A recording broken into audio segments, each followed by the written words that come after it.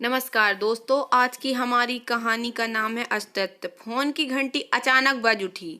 राहुल की नींद ना टूट जाए इसलिए मैंने जल्दी से फोन उठाया। मेरे हेलो कहते ही पापा का घबराया हुआ स्वर उभरा। रेनू बेटे, जितनी जल्दी हो सके आ जाओ, तुम्हारी माँ की तबीयत बहुत खराब है। उनकी आवाज़ सुनते ही मैं समझ गई कि जरूर कोई चिंता वाली बात है, वरना पापा ऑफिस जाने के समय घर पर ऐसा लग रहा था जैसे बहुत रोए भी हैं। मैंने जल्दी से हाँ कहकर फोन रखा। राहुल के कुछ जरूरी सामान बैग में रखकर मैं टैक्सी से घर की ओर चल पड़ी। अभी 1 महीने पहले ही तो मायके से लौटी थी, तब तो माँ ठीक थी। फिर अचानक ऐसा क्या हो गया? घर पहुंचते ही मैं सीधे अंदर की ओर दौड़ी। माँ अपने बेडरूम में ही थी।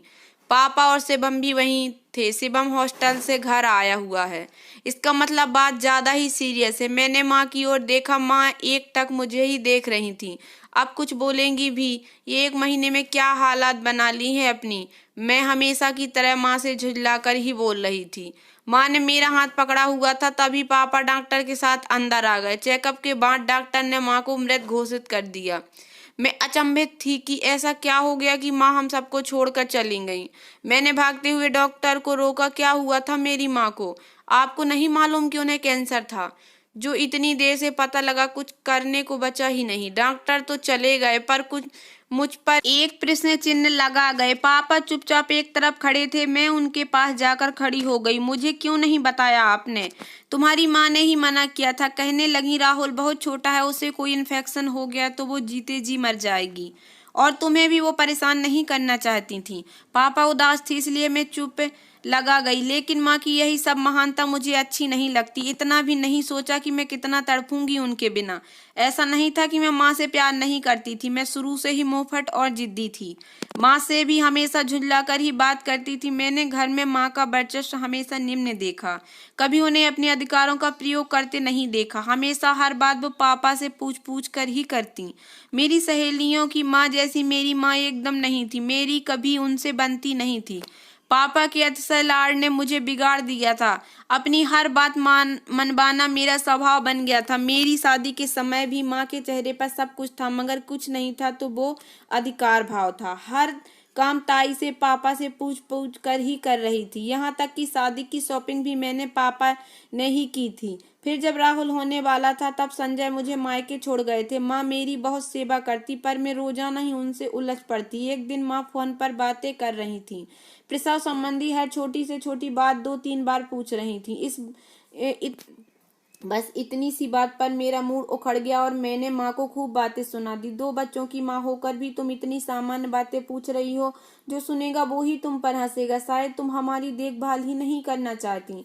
बाद में मुझे बहुत खराब लगा था। फिर मैंने माँ से माफी भी मांग ली थी। राहुल के जन्म के समय माँ अत्यंत प्रसन्न थी। सब कुछ ठीक ही हो। माँ थोड़ी थकी थकी सी लगती थी, लेकिन इतना कुछ घट जाएगा ये सोचा ना था। ताई जी की आवाज ने मेरी तंद्रा टूटी। माँ की हाल में लिटा दिया। ताई जी मुझसे माँ की साड़ी मांग रही थी। मैं दुखी मन से माँ की अलमारी में साड़ी निकालने लगी। एक सुर्ख लाल रंग की साड़ी हाथ में आई। कई बार माँ को ये साड़ी करवा चौथ पर पहनते देखा। मैंने वही निकाल दी। तभी साड़ी में से एक डायरी निकलकर मेरे पैरों के पास गिरी।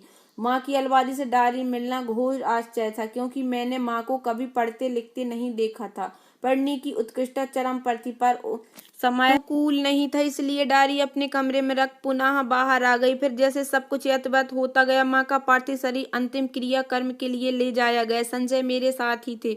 राहुल को उनके पास सुलाकर मैं चुपचाप डायरी लेकर बालकनी में बैठ गई। डायरी का हर पृष्ठ जैसे मोती के अक्षरों से भरा था। ऐसे लगता था जैसे ये डायरी माँ की सहेली हो। पहले पन्ने पर मम्मी पापा की शादी की तारीख पड़ी थी।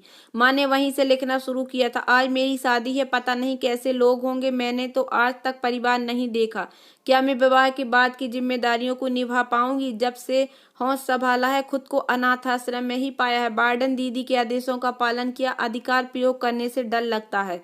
फिर कुछ पन्ने खाली थे। उसके बाद माँ ने फिर लिखा, कुलदीप बहुत अच्छे इंसान है, इतने अच्छे कि सुहागरात के दिन ही रेनू और शिवम का दायित्व मुझे सौंपते हुए कहा, मैं चाहता तो किसी भी लड़की से विवाह कर सकता था, पर माँ विहीन तुम इसकी तकलीफों को बेहतर समझूंगी, इसलिए तुमसे शादी की। सरोज, मैं अब पिता नहीं बनना चाहता।